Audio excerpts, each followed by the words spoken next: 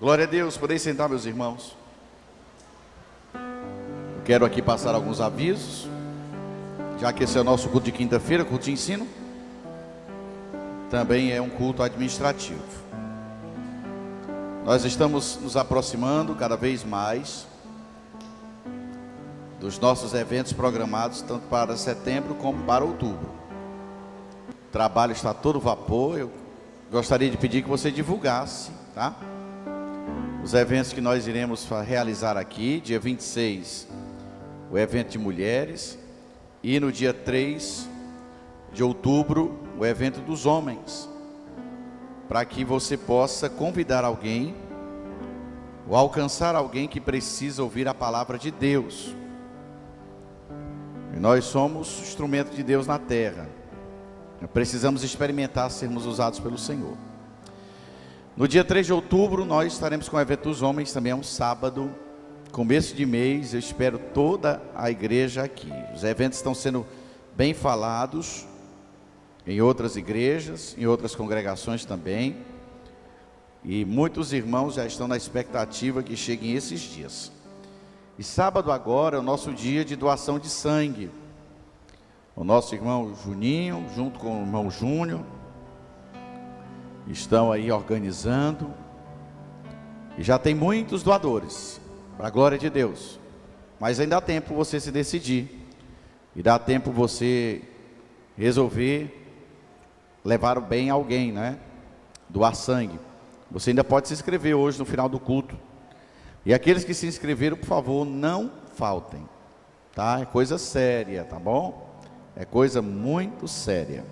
Domingo é os nossos cultos de adoração ao Senhor, 9 da manhã e 18 horas. E vai ser bênção do céu. Tenho certeza absoluta que você não vai se arrepender de estar aqui adorando ao Senhor. Nós estamos vendo o que Deus está fazendo nesse lugar, nesta igreja. E eu quero parabenizar aqui o Departamento dos Homens. Segunda-feira, muitos homens estiveram aqui. Um momento maravilhoso de oração. Quarta-feira à tarde, quero parabenizar as mulheres, porque muitas mulheres valorosas estiveram aqui, orando, buscando ao Senhor. E quero também parabenizar a juventude da nossa igreja, que ontem, quarta-feira, esteve aqui com 179 jovens adorando ao Senhor. Foi coisa séria, hein? Foi coisa grande ontem aqui, coisa linda do céu, uma bênção. E nós vamos continuar assim, avançando para a glória de Deus, tá? No final do culto, as irmãs estão aí com a cantinazinha para abençoar o congresso. Passa lá. E estão vendendo as camisas, estão muito bonitas. Eu peço que, se você puder adquirir, faça isso, para estarmos todos aqui vestindo a mesma camisa, bonitos, padronizados, e também patrocinando esse evento, tá certo? E nós estamos aí contando, né? Contando as horas para chegar o domingo, que é o nosso culto de adoração ao Senhor. Queria toda a igreja comprando esses eventos e essa ideia maravilhosa de adorar o Senhor, mesmo com tantas restrições e mesmo em meio à pandemia. E não esqueçam, queridos, que domingo não é dia de fazer almoço, né? Domingo é dia de comprar feijoada do discipulado, para ajudar aí os novos convertidos. Custa R$10, manda entregar. Aí a divulgação nas redes sociais, telefone, qualquer coisa, fala com o irmão Wesley. Cadê o irmão Wesley? Lá atrás. Você fala com o irmão Wesley, com o pessoal do discipulado, encomenda já. Eu já encomendei o meu. Encomenda aí para domingo, para você ter uma folguinha na cozinha, né? E abençoar a casa de Deus. Antes de ministrar a palavra do Senhor, eu quero tocar num assunto muito sério. Falta um pouco mais de 2 meses para a eleição. O pastor não pode mais falar nada, mas não pode deixar de educar. Muita gente detesta política, inclusive eu. Não gosto de nada disso. Mas, querendo ou não querendo, no dia 15 de novembro, a eleição, se eu não me engano, né? Dia 15 de novembro, a gente tem que ir à urna, obrigatoriamente. Sim ou não? Sim ou não? Sim, nós temos que ir. E nós estamos vendo o que é que está acontecendo no nosso país. Várias leis estão sendo legisladas para aprovação do aborto, da pedofilia, para a legalização de vários tipos de união abomináveis diante de Deus. Muitos estão querendo calar a igreja, tapar a igreja, cercear a igreja, destruir a igreja, caçar a igreja. E nós temos duas opções no dia 15 de novembro: votar em um candidato ímpio ou votar em um servo de Deus. Então eu peço a você que antes de votar, analise quem você vai votar. Pastor, mas o fulano de tal é gente boa. Qual é o partido dele? Ele é do partido X, pois o partido X, nas suas pautas, é abortista, é pedófilo, é a favor de caçar a igreja, e etc, etc, etc. Você não pode só analisar o candidato, você tem que analisar o partido em que ele está afiliado. Imagina o que estaria acontecendo no país, como a igreja, não falo da economia, eu não falo das finanças, eu não falo de nada, eu falo da igreja. O que é que estaria acontecendo com a igreja do nosso país? Se as doutrinas anticristãs estivessem no poder. Você sabe o que é que está acontecendo com algumas igrejas lá em Belo Horizonte, inclusive Ana Paula Valadão e André Valadão? Estão sendo caçados pelo Ministério Público,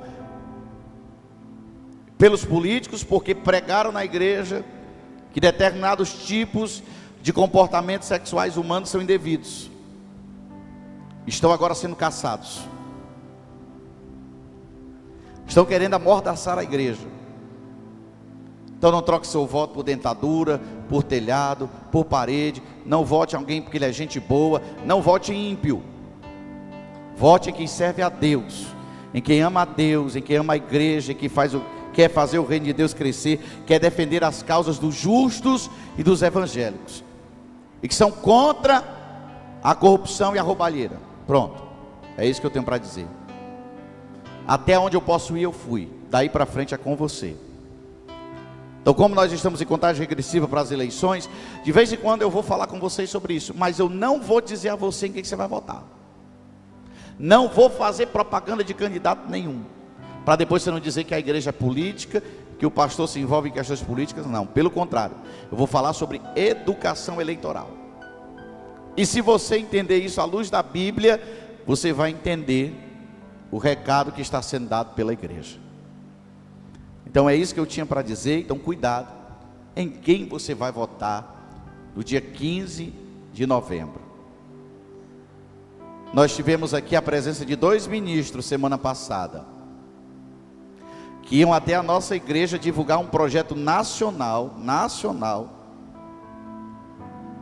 contra suicídio infantil, juvenil, de adolescentes, contra a pedofilia, de precaução dos pais, saber como identificar o assédio de seus filhos. E o governo proibiu. Mas no mesmo dia, teve aglomerações de multidões, mas ninguém disse nada. Mas porque a igreja, aí não pode. Então não precisa pensar muito para saber o que é que está acontecendo. Nós estamos nos finais dos tempos, mas nós não podemos deixar que só porque o final dos tempos vai chegar, que os homens e o reino das trevas tripudiem sobre nós. Não, nós precisamos resistir, porque o reino de Deus depende da nossa fidelidade. Então vamos continuar sendo fiéis ao Senhor. Então, passados todos esses assuntos, todos esses avisos, agora nós vamos para o melhor. Vamos fazer a leitura da palavra de Deus. Eu quero até pedir perdão a você, porque eu vou fazer um sermão mais curto hoje, porque tem uma reunião administrativa depois do culto com os obreiros e com os líderes. Então fique de pé, por favor. Abra sua Bíblia no 7º livro da Bíblia, livro de Ruth, capítulo 1. Então você vai passar o Pentateuco, Gênesis, Êxodo, Número, Levítico, Deuteronômio. Vai passar o livro de Juízes, que é o 6º livro da Bíblia, e vai ao 7º livro da Bíblia, que é o livro de Ruth, capítulo 1, e eu vou ler com você o capítulo 1 de Ruth, para nós fazermos aqui uma leitura para a meditação da igreja e para a compreensão do reino espiritual. Ora, se essa semana eu li algo muito interessante, quero compartilhar com você. Eu li que nós, principalmente os jovens, têm capacidade de aprender ciências, matemática, português, literatura, tecnologia, redes sociais. Tem capacidade de ir para uma faculdade e aprender matérias novas, cálculo 1, cálculo 2, cálculo 3, estatística, só quem sabe que eu estou falando aqui, quem viveu. Mas a igreja não prega mais a palavra, porque o jovem não entende teologia, o crente não pode entender de teologia, o cristão não pode entender de teologia. Se eu conheço senhora de 80 anos que tem Facebook, tem WhatsApp, tem Instagram, por que é que não pode aprender teologia? Tem criança com 10 anos que já tem um celular e tem todas as redes, mal sabe ler, mal sabe escrever, por que não pode aprender teologia? Pode sim. A igreja não pode substituir a ortodoxia, não pode substituir a teologia com a justificativa de dizer que quer manter os crentes na igreja. Não, a igreja foi feita para o ensino da palavra de Deus. Então, quem aprende tecnologia, aprende teologia. Quem aprende numa cadeira de universidade, aprende teologia. Quem sentou na sala de aula para aprender a ler e escrever, aprende também teologia, não tem problema nenhum. Todos nós somos dotados de Deus de inteligência e de capacidade de compreensão para poder absorver os ensinos do Senhor. Então vamos fazer a leitura. Fiquemos de pé em reverência à palavra de Deus. Ruth, capítulo 1, versículo 1, diz assim: nos dias em que julgavam os juízes, houve fome na terra, e um homem de Belém de Judá saiu a habitar na terra de Moabe, com sua mulher e com seus 2 filhos. E este homem se chamava Elimeleque, e a sua mulher se chamava Noemi, e os filhos se chamavam Malom e Quilion, que eram efrateus de Belém de Judá, e foram à terra de Moabe, e ficaram ali. E morreu Elimeleque, marido de Noemi, e ficou ela com seus 2 filhos, os quais casaram com mulheres moabitas, e era o nome de uma dessas mulheres Orfa, e o nome de outra mulher Ruth, e ficaram ali quase 10 anos, e morreram também os filhos de Noemi, Malom e Quilion, ficando assim a mulher desamparada de seus 2 filhos, e também do seu marido. Então ela se dispôs com as suas noras, e voltou da terra de Moabe, porquanto ela ouviu que o Senhor se lembrava do seu povo, dando-lhe pão. E saiu, pois, ela com as suas 2 noras do lugar onde estivera, e indo elas, caminhando de volta para a terra de Judá, e disse-lhes Noemi: ei, voltem cada um à casa de sua mãe, e o Senhor use convosco de benevolência, como vós usastes com os que morreram e comigo. O Senhor vos dê que sejais felizes, cada um em sua casa de seu marido. E beijou-as, e elas, porém, chorando em alta voz, disseram: não, iremos contigo ao teu povo. Porém Noemi disse: voltai, filhas minhas, por que vocês querem comigo? Tenho eu ainda no meu ventre filhos, para que eu vos dê por maridos? Voltem, filhas minhas, vão embora, porque sou velha demais para ter marido. E ainda que eu dissesse, tenho esperança, ou ainda que nessa noite eu tivesse marido e tivesse filhos, vocês esperariam que eles viessem a ser grandes? Vocês iriam se abster de tomar marido para vocês? Não, filhas minhas, porque por vossa causa a mim me amarga ter o Senhor descarregado contra mim a sua mão. Então de novo choraram em voz alta. Orfa, com um beijo, se despediu da sua sogra, porém Ruth se apegou a ela. E disse Noemi: eis que a tua cunhada voltou ao seu povo e aos seus deuses. volta também tu após a tua cunhada. E disse, porém, Ruth: não me obrigues que te deixe, e não me impeças de não te seguir, porque aonde tu fores, eu irei, e aonde tu pousares, ali eu pousarei. O teu povo é o meu povo, e o teu Deus é o meu Deus. Onde quer que tu morreres, morrerei eu também, e aí serei sepultada.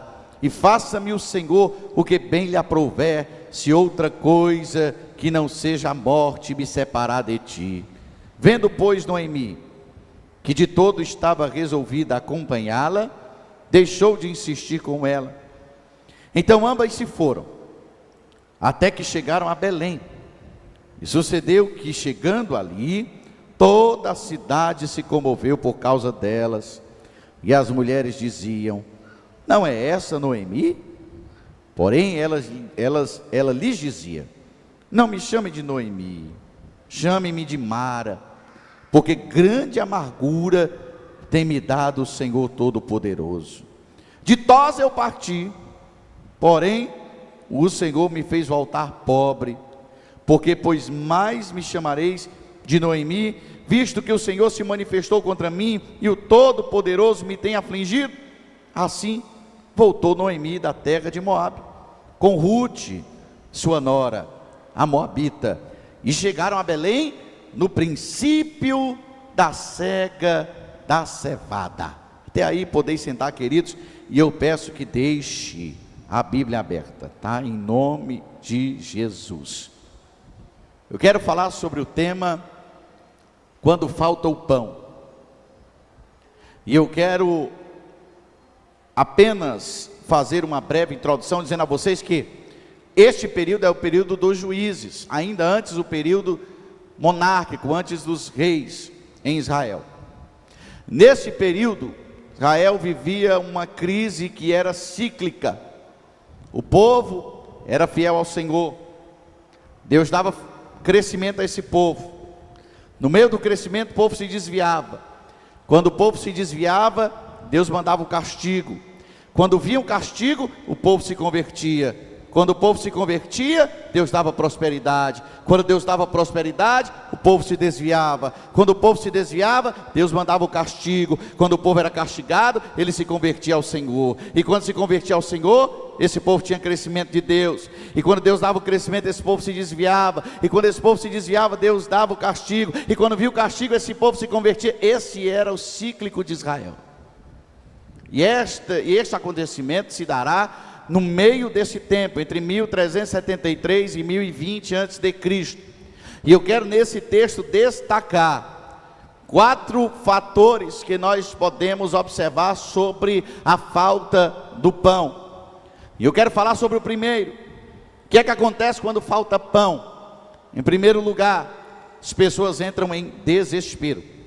O versículo 1 vai dizer isso, que havia um homem de Judá, e que saiu da terra de Belém para habitar em Moabe, com a sua mulher e com seus 2 filhos. Ora, quando eles saem de Belém, Belém significa casa do pão. Só que acontece que Belém falta pão. Houve um dia em que as padarias de Belém fecharam, que os fornos esfriaram, e que não havia mais produção. As prateleiras estavam vazias, não havia o que o povo comprar, não havia o que o povo comer. Agora observe uma coisa, essa passagem da Bíblia, por mais antiga que ela seja, ela continua sendo mais atual do que nunca. Porque quando nós olhamos para as igrejas do século 21, nós vemos exatamente a mesma coisa. As prateleiras estão vazias, mas os corredores entupidos de atividades. Não existe mais pão na igreja, não existe mais a pregação do evangelho, não existe mais a confrontação do pecado. Na igreja tem farelo, na igreja tem migalha, na igreja tem lembrança de um dia que houve pão, mas não tem pão de verdade. Hoje na igreja tem circo, tem teatro, tem show, tem apresentação, tem qualquer coisa, menos a palavra de Deus. Hoje as igrejas exaltam o homem e esquece que o homem vazio, sem o pão da vida, não tem poder para nada. Não é só ser casa do pão, é preciso ter o pão para alimentar as vidas famintas.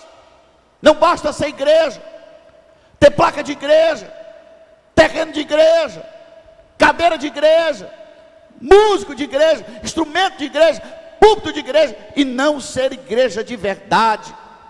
O verdadeiro significado da igreja é pregar o evangelho de Cristo Jesus. A igreja precisa ter o pão da vida, a igreja precisa ter Jesus no seu centro, e não só ter Jesus, ela tem que anunciar Jesus, pregar Jesus, falar de Jesus, e dizer que Jesus é o único caminho e o único alimento que o homem pode ter na vida, que saciará ele para sempre. Mas observe uma coisa, a igreja é Belém, a igreja é a casa do pão, mas na igreja as pessoas passam fome. Olha o que é que o profeta Amós vai dizer no capítulo 8, versículo 11, ele diz assim: eis que vem dias, diz o Senhor, em que enviarei fome sobre a terra, não fome de pão, nem sede de água, mas de ouvir as palavras do Senhor. Muitas pessoas estão buscando pão na igreja, mas não encontram.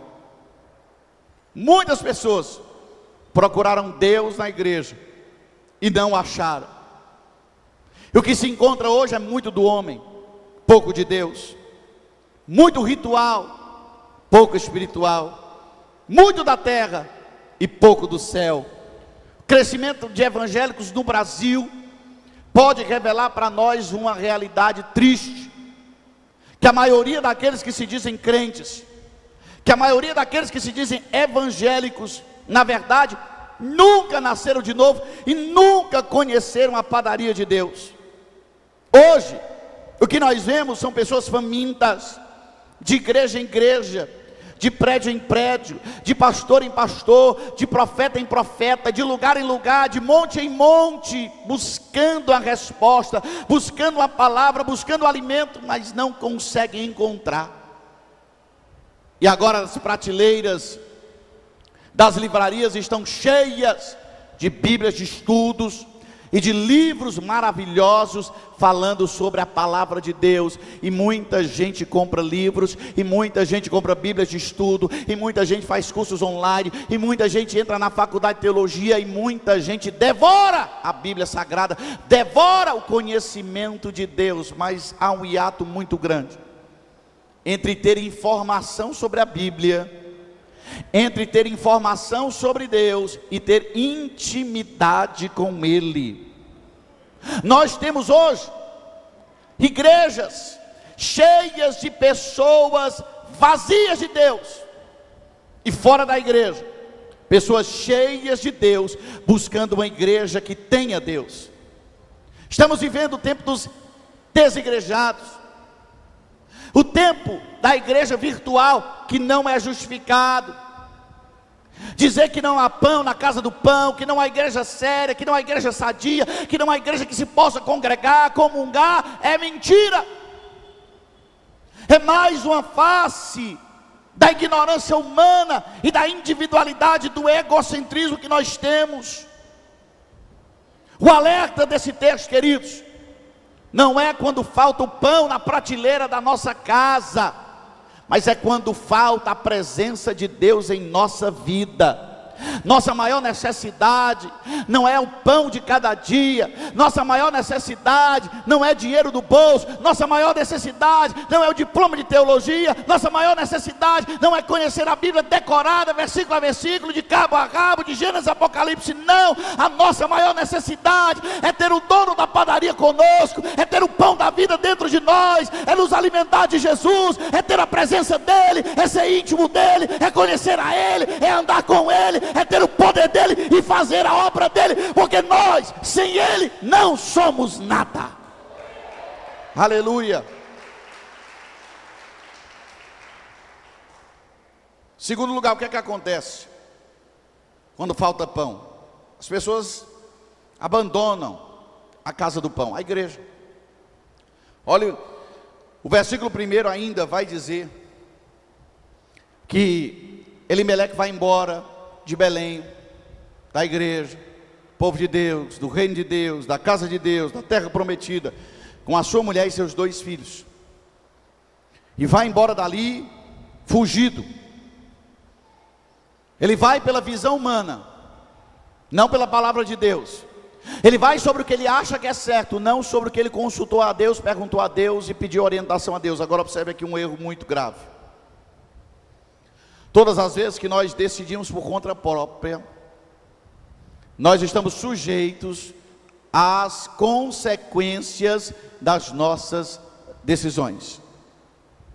Quando nós fazemos alguma coisa através da voz de Deus, aí é Deus quem arca com as consequências da decisão que nós tomamos. Observe que o prejuízo que é causado por uma pessoa que deixa a igreja, que deixa o caminho de Deus, que deixa o Senhor, porque um dia sentiu a necessidade de ir para outro lugar, é imenso. Quantas pessoas saíram das suas igrejas e voltaram depois arrependidas, perdendo todo o tempo, todo o trabalho, todo o compromisso que tiveram na história daquela congregação. Observe o que é que acontece com as pessoas que decidem mudar de igreja toda hora, o tempo inteiro. Elas não conseguem entender nada do que é viver em comunhão com Deus e em comunhão com os irmãos. Por que é que Elimeleque vai embora? Porque faltou pão. Por que é que nós deixamos a igreja? Porque falta alguma coisa que nós queremos em nossa vida. Nós deixamos a igreja porque um namoro se rompeu. Nós deixamos a igreja porque um noivado se acabou. Nós deixamos a igreja porque a gente perde o emprego, põe a culpa em Deus. A gente sai da igreja porque alguém brigou com a gente, porque alguém nos foi mal educado com a gente, porque alguém não recebeu bem a gente, porque uma vez foi conversar com o pastor não disse o que você gostaria de ouvir, aí você ficou com raiva, aí saiu da igreja. São os motivos mais bestas e mais banais que levam o crente a sair da igreja, mas na verdade não é isso. Na verdade, o crente que está desviado dentro da igreja, ele só está esperando uma justificativa para tomar a decisão que ele já tomou no coração há muito tempo e não teve coragem de fazer, e ele está procurando alguém para culpar, está procurando culpar o pastor, está procurando culpar o ministério, está procurando culpar a igreja, porque ele já se decidiu sair de perto de Deus, ele já decidiu se desviar, ele vem na igreja só para passear. E olha só o resultado dessa tomada de decisão. Visite uma cadeia para você ver. Pergunte dentro de uma cela: quantos são desviados do evangelho? Visite o Hospital São José. Veja quantos estão lá desfalecendo, que ouviram um dia a palavra e estavam no caminho do Senhor e eram atuantes na igreja e se desviaram. E pergunte a eles o que é que eles estão lá. Lá no tabernáculo, meu filho, havia o pão da preposição, sabia? Era um pão bem grande, bonito, gostoso, um para cada tribo. E sabe o que é que esse pão representava? Ele representava a presença de Deus em meio ao povo. Ele representava a provisão de Deus em meio ao povo. Ele representava toda a questão de guarida que Deus estava dando à sua nação. Agora observe o seguinte, observe quem está andando debaixo da presença de Deus. Já anda apertado, já anda difícil, já anda com medo, já vive problemas, já passa por lutas, já vive guerras, já tem necessidade, já passa por prova, já passa por luta. E isso andando com Deus. Agora imagine quem está fora. Imagine quem está por conta própria. Imagine quem está andando fora dos caminhos do Senhor. E essas pessoas que estão na igreja e saem pelos mais diversos motivos, vão saber para onde? Para o bar, procurar pão. Sabe para onde é que elas vão? Vão para os clubes, para os forrós da vida, para as boates noturnas. Sabe fazer o quê? Procurar pão. Muitos estão hoje nos centros espirituais, procurando, sabe o quê? Pão. Mas sabe o que é que eles estão recebendo? Novidades da fé, modas, tecnologias, novos conceitos, novas palavras. Tem gente usando cristal no pescoço para se iluminar. Tem gente buscando tirar as energias negativas, fazer banho assim, banho assado, banho de todo jeito, para ver se elimina da sua vida o mal. Tem gente buscando emanação, tem gente buscando iluminação, tem gente buscando todo tipo de técnica. Milhões e milhões de pessoas procurando pão aonde há veneno, procurando vida aonde tem morte, procurando uma chance de sobreviver aonde na verdade está a armadilha de Satanás, pronta para devorar as almas e destruir as vidas. É o pão de Deus que autentica a presença do Senhor em um lugar. Jacó estava deitado em Betel e teve uma visão espetacular. E nessa visão Deus falava com ele, e ele acordou gritando: ei, esse lugar é temível. Esse lugar não é outro lugar senão a porta dos céus, a casa de Deus.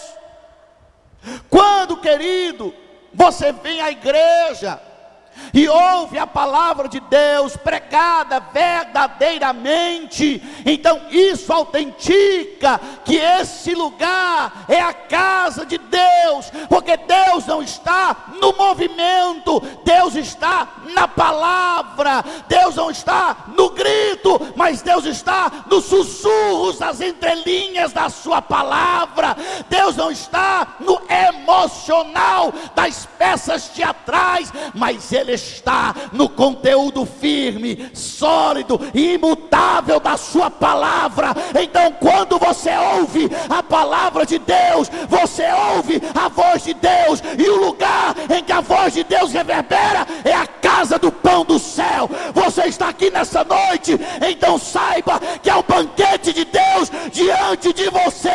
Se alimente, coma, porque Ele vai te fortalecer no resto da sua caminhada.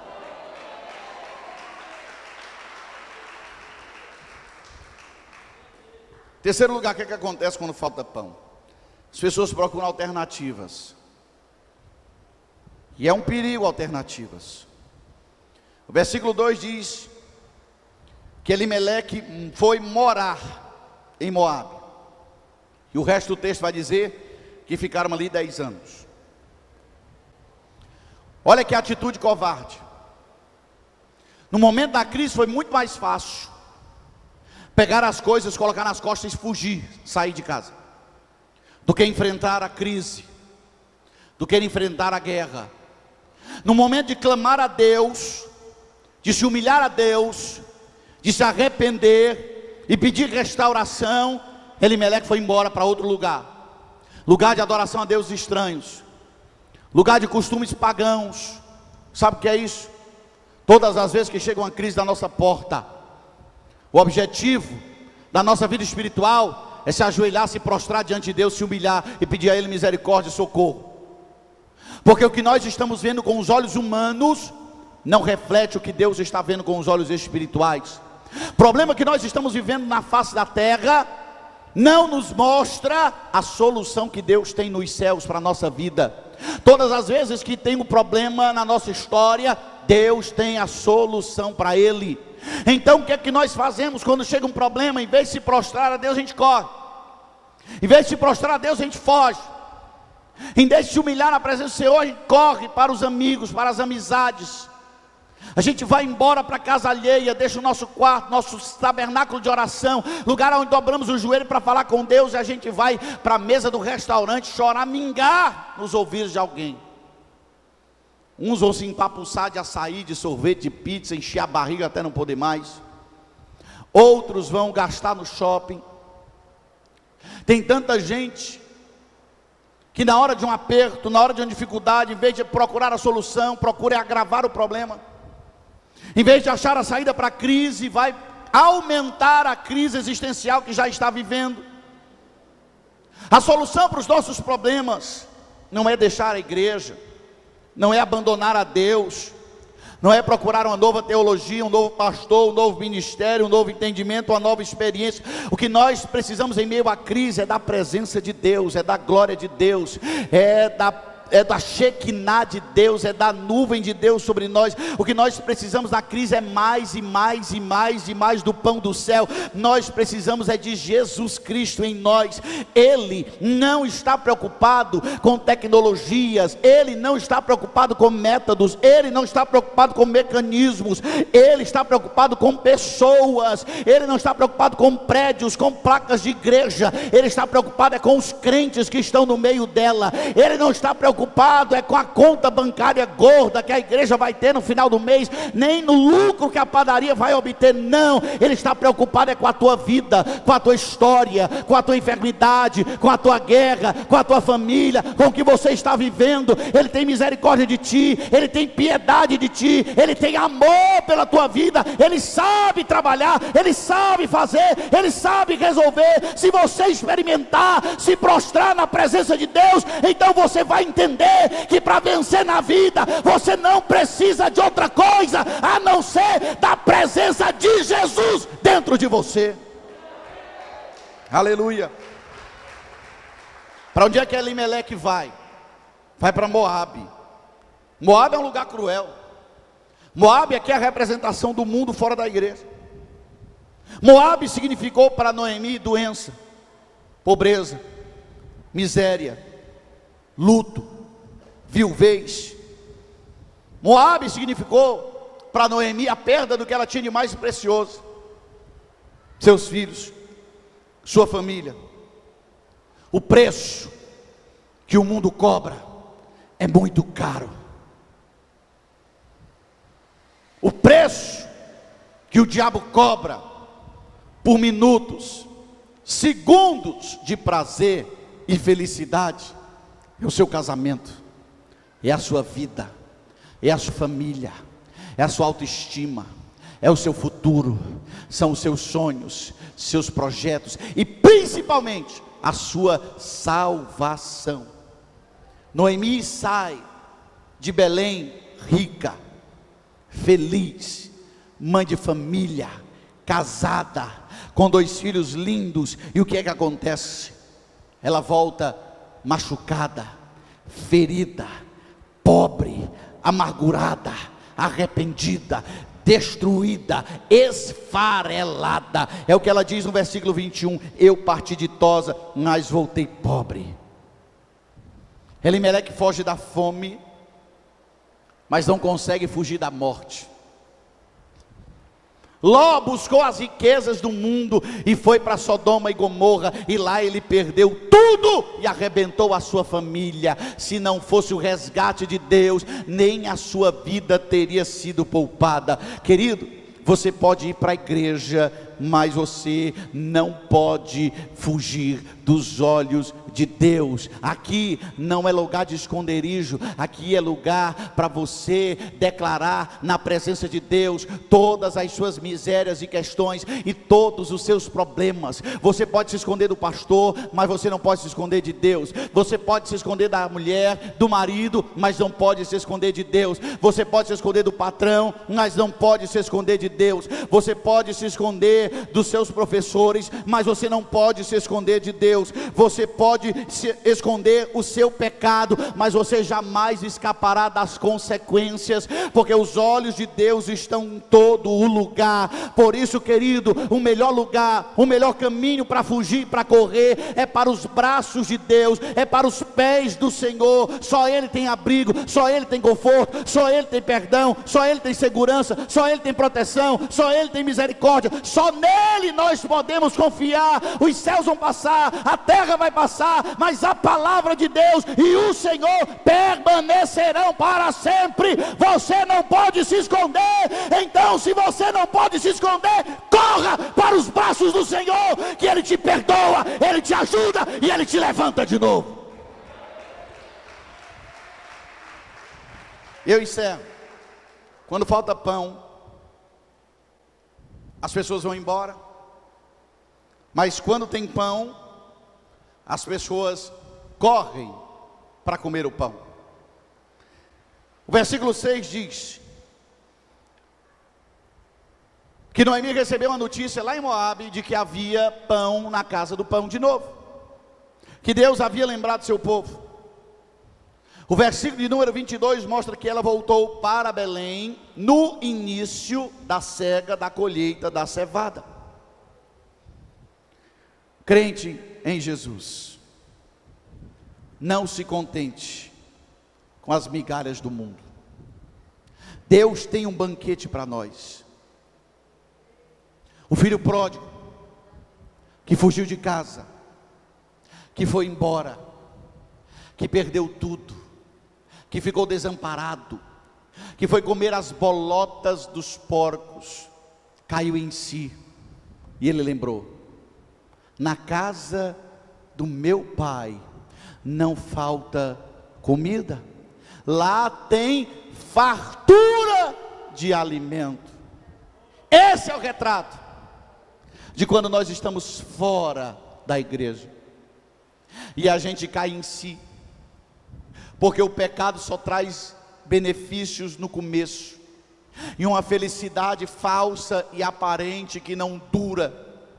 E quando essas sensações de prazer do nosso corpo passam, nós olhamos para dentro de nós e observamos o homem miserável, a mulher miserável que nós nos tornamos, e nós começamos então a ter fome de algo novo, fome de algo que nos complete, fome de algo que nos dê prazer, fome de algo que nos dê alegria, e nós então lembramos automaticamente que lá na casa de Deus tinha alimento, lá na casa de Deus tinha pão, lá na casa de Deus tinha alegria, lá na casa de Deus tinha festa, que lá na casa de Deus, mesmo atribulado, mesmo apavorado, mesmo necessitado, mesmo vivendo problemas, mesmo em meio à luta, mesmo angustiado, mesmo quebrantado, mesmo destruído, nós temos o prazer de estar na presença de Deus, adorando a Ele. E quem cai em si e volta para casa, como o filho pródigo voltou, é recebido com festa,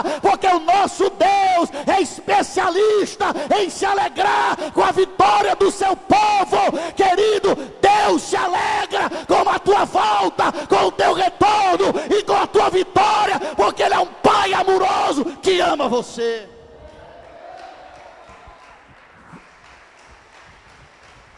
Deus tem muito mais para nós. Deus não tem as migalhas de Moabe. Deus tem vida abundante. Essa geração, a geração de Ruth, que retrata os perdidos, que retrata os desviados, que retrata os desistentes, vai aprender com Noemi, vai aprender com a geração dos que são fiéis, vai aprender com a geração daqueles que se lembram de Deus, e que vão voltar para a casa do Pai, e que não vão morrer de fome, porque vão receber o socorro de Deus. Noemi diz: eu vou voltar para a minha terra, vou voltar para o meu povo, vou voltar para a minha igreja, vou voltar para o meu Deus, porque lá ouvi notícia que tem pão. Sabe o que aconteceu? Quem estava com ela disse: eu vou voltar também. Se para onde você vai tem pão, é para lá que eu vou. Se para onde você vai tem vitória, é para lá que eu vou. Se para onde você vai, você diz que é um povo bom, o povo da igreja, que se você diz que o Deus é bom, o Deus da igreja, é para lá que eu vou. Ficar no meio do teu povo, e vou servir teu Deus, seu Deus vai ser meu Deus, e eu vou contigo. Sabe o que é isso? Nosso exemplo, nossa fidelidade a Deus, nosso compromisso com o Senhor, fora da igreja, é o caminho aberto de Deus para a salvação dos ímpios. Quem conhece você de verdade, e conhece o teu comportamento, e se o teu comportamento é bom, a tua fala é boa, se você é uma pessoa honesta, se você é uma pessoa digna, se você convidar alguém para a igreja, se você falar de Jesus para essa pessoa, e se você disser que o lugar onde você adora a Deus é um lugar maravilhoso, essa pessoa com certeza vai querer estar com você aonde você está. O problema é que o nosso comportamento mais distancia do que aproxima, mais deixa as pessoas com raiva da igreja do que aproxima elas do Evangelho. Porque nós não temos sabedoria, nós falamos até das coisas erradas que nós vimos na igreja, para quem não é crente, para quem não é cristão, vivendo uma falsa ortodoxia, como se a igreja devesse ser perfeita, e você fosse um ser perfeito que habita em uma igreja perfeita. Na verdade, a igreja tem tantos erros e tantos defeitos, quanto você tem defeitos e erros. Porque os homens que fazem a igreja não são perfeitos, porque perfeito só existe um, e é o Senhor. Abaixo dele todos nós somos falhos. É impossível querer que a igreja seja perfeita, sendo uma instituição de homens imperfeitos. É impossível você querer achar que na igreja tudo serão as mil maravilhas, porque os irmãos são gente boa. Mas você sabia que no meio dos irmãos que são gente boa tem um monte de demônio? Tem um monte de gente demoniada. Tem um monte de gente que não se converteu de novo. Tem um monte de gente com a língua cheia de veneno. Tem um monte de gente falando mal de ti. Tem um monte de gente te perseguindo. Tem um monte de gente querendo teu mal. Tem um monte de gente querendo te destruir. Por quê, pastor? Não sei. Porque a carga de demônios é isso, meu filho. Porque o pecado é isso. Porque nós somos convertidos em Cristo, mas tem gente que se converteu ao diabo. E está andando dentro da igreja, pousando de crente, dizendo que é crente, mas na verdade é um aliado do inferno. E aí eu quero dizer algo para você. Nós só temos um amigo verdadeiro. Nós só temos um em quem podemos confiar. Porque a irmã é legal, eu vou contar a minha vida para ela. Vai para tu ver. No outro dia, tua história está estampada numa rede social, num grupo de WhatsApp. Não, mas eu vou falar ali com o irmão, eu acho que ele tem muita sabedoria, eu acho que ele pode me ajudar, vai. No outro dia ele está distorcendo toda a história que tu contou, e tu agora é um bandido na boca dos homens. Cuidado. Se você tem alguém para desabafar, meu filho, é o Senhor. Senhor Jesus diz: olha, os fariseus estão aí no meio da rua, nas esquinas, nos templos, levantando a voz e gritando: ei meu Deus, como eu sou um servo bom. Faz isso não. Quer que a tua oração seja ouvida? Vai para a tua casa, entra no teu quarto, fecha a tua porta. Ah, mas ninguém vai ver. Aí ninguém vai ver. Ninguém na terra, mas lá no céu o Senhor Jesus vai ver você orando. Desabafa com Ele, fala com Ele, chora com Ele, diz a Ele qual é a tua dor, teu problema, quem te fez mal, o que aconteceu, teu sonho, teu projeto. Fala lá no teu quarto, fala lá para Jesus. Não vai sair das quatro paredes, não vai sair de você e Ele. Tudo que você falar com Ele estará em segredo, e Deus um dia vai honrar todas as tuas orações. Ele vai responder, e Ele vai chegar com aquilo que você está precisando na hora certa, porque intimidade com Deus não tem preço. Aleluia. Até agora eu não entendi, pastor, porque o livro se chama Ruth e conta a história de Noemi. Calma. É porque Noemi vai levar Ruth para Belém. A Noemi já é uma senhora, Ruth é mais nova, e agora é a época da colheita. Noemi não vai colher, mas Ruth vai. E Ruth vai colher a sobra da colheita, que era lei em Israel, que os segadores só podiam passar por campo uma vez, que depois que eles passassem pelo campo tinham que sair, e os pobres vinham e passavam pelo campo e colhiam o que sobrava. Isso era lei em Israel. Um dia Ruth vai colher, e ela vai colher num campo de um homem chamado Boaz. E Boaz olha para ela e pergunta aos seus criados: que é essa mulher? Ah, essa daí trabalhou o dia todo? Essa daí só tirou uns minutos para descansar? Pensa numa mulher trabalhadora? Não, mas quem é ela? Ah, essa daí é a moabita, é a estrangeira, é ela que veio com Noemi. Ah, é ela que veio com Noemi? Deixa ela colher. E quando vocês estiverem colhendo, deixa cair para ela pegar. E não faça mal a ela não. E quando ela terminar de colher, diga que eu estou chamando aqui em casa, que eu vou dar uma refeição para ela. E Boaz deu uma refeição para ela, é a refeição tão grande que sobrou. E o que sobrou, ela levou. Mas o problema não é ela colher, e não é Boaz ajudar ela por causa de Noemi. É porque ela vem de terra estrangeira. É porque ela tem um pacto, uma aliança de nora com sogra com Noemi. E Ruth agora vai chamar a atenção de Boaz. E Boaz vai desposar com Ruth. E vai casar com Ruth. E dessa união vai nascer uma criança chamada Obed. E de Obed vai nascer outra criança chamada Jessé. E de Jessé irão nascer filhos e filhos, dos quais um desses filhos é Davi, o grande rei. O que eu quero dizer para você, querido, é que Deus tem jeito, tem solução para todo tipo de problema. Ele não desampara ninguém. Não desamparou Ruth, não desamparou Noemi, não desamparou Elias, não desamparou Samuel, não desamparou Davi, não desamparou Jeremias, não desamparou Abraão, nem Isaac, nem Jacó, nem José, nem os 70 que entraram pelo Egito, nem os 2 milhões que saíram de lá. Ele não desampara ninguém. E não importa qual é o teu problema, qual é a tua barreira social, qual é a crise que você se meteu, qual é a situação que você está. Não importa se você é pobre, se você é miserável, se mora no barraco, numa favela ou no casarão, não importa se você anda a pé ou de Hilux, não importa o que é que você tem vivido, o que é que você tem feito. O teu Deus é o mesmo Deus de toda a nação de Israel e de toda a igreja. Ele não faz acepção de pessoas. Ele ama cada um de nós e tem o melhor para a nossa vida.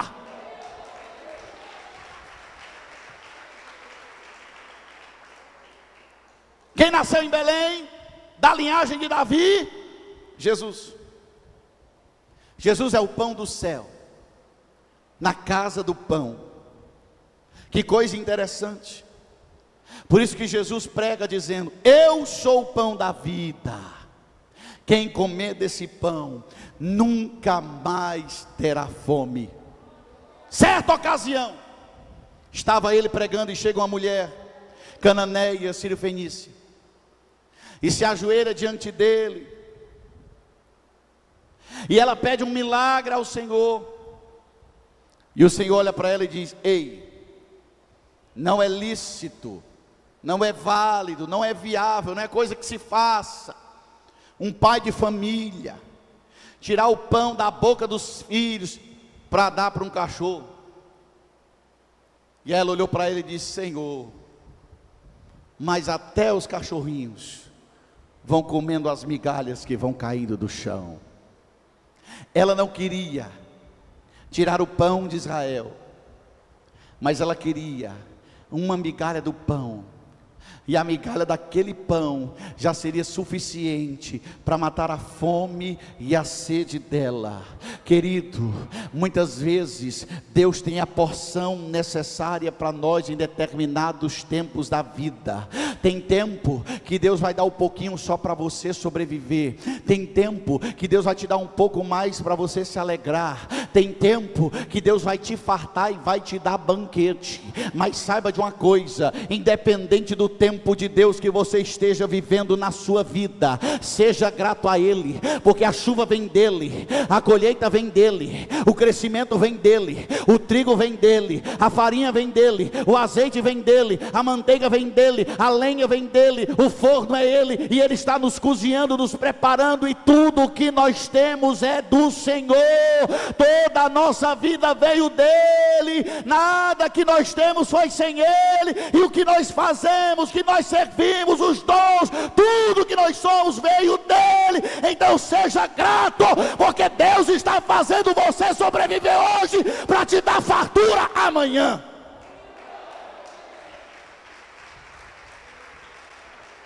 Curva a sua cabeça. Senhor, meu Deus, meu Pai, obrigado pela tua palavra nessa noite.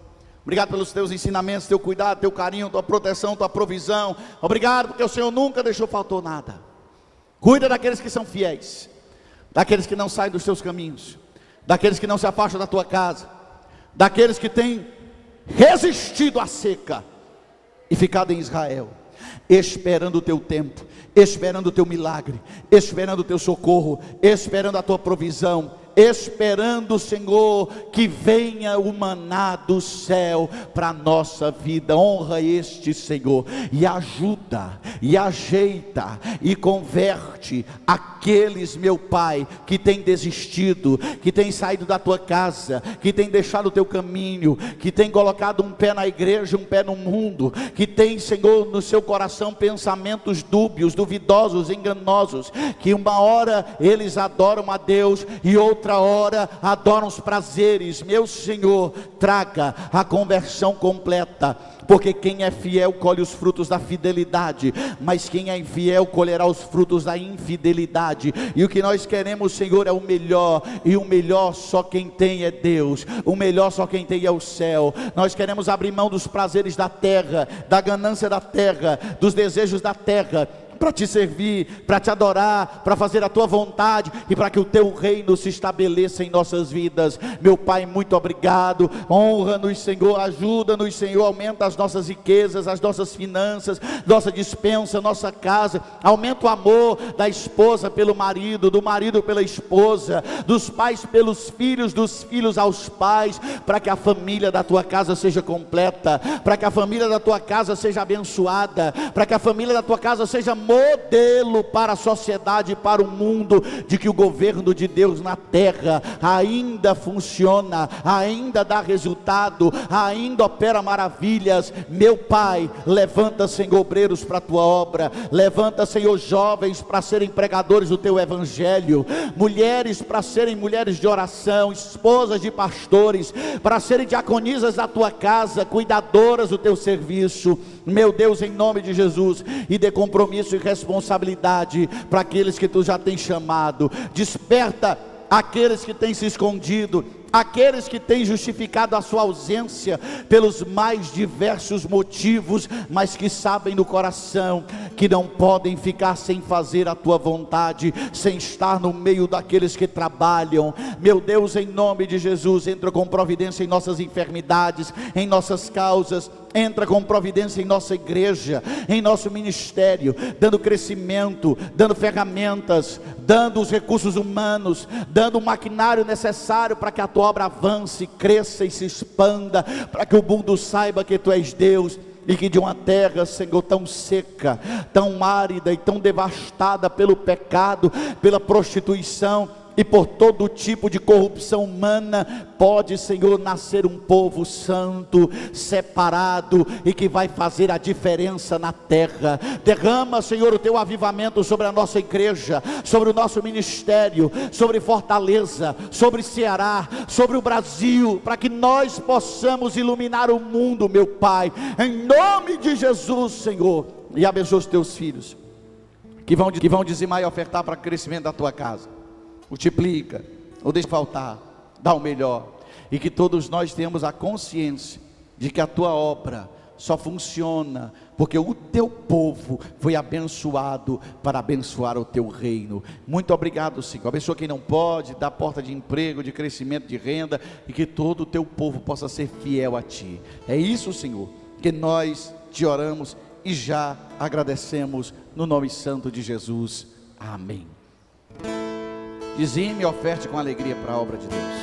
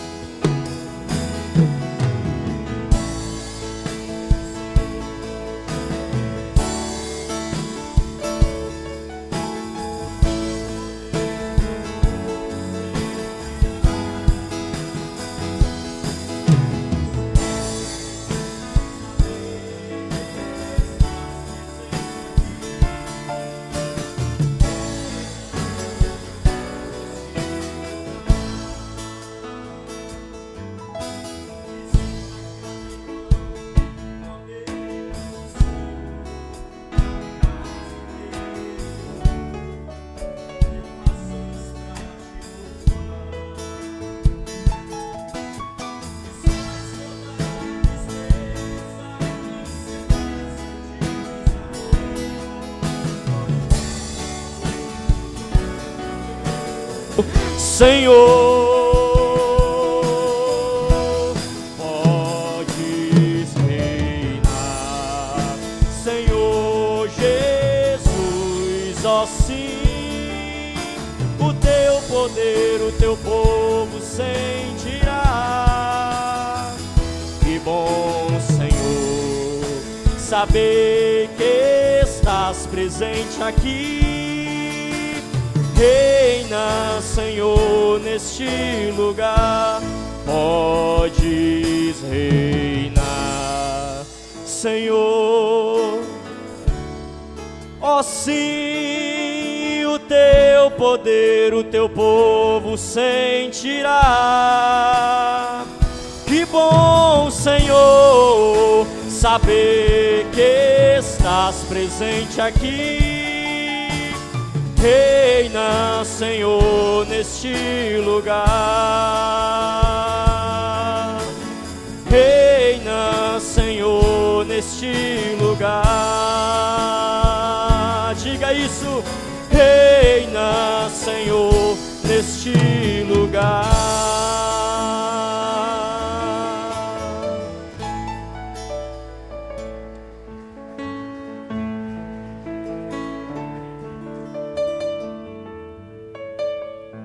Aleluia, vamos ficar em pé, queridos, vamos orar encerrando. Nós vamos fazer uma oração especial agora. Vamos fazer uma oração especial pelos eventos que estão se aproximando, e uma oração especial pela irmã Renata. Hoje de manhã eu acordei com as ligações desesperadas do seu noivo. Fui às pressas com um grupo de irmãos da casa dela para orarmos por ela. Eu orei esperando que o problema fosse espiritual, mas não era. E solicitei que levassem ela com urgência ao médico.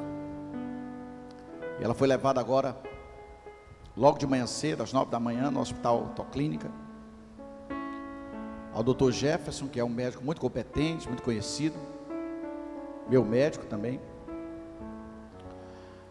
E ele fez uma análise dela e pediu uma tomografia, e o resultado da tomografia saiu um tumor cerebral.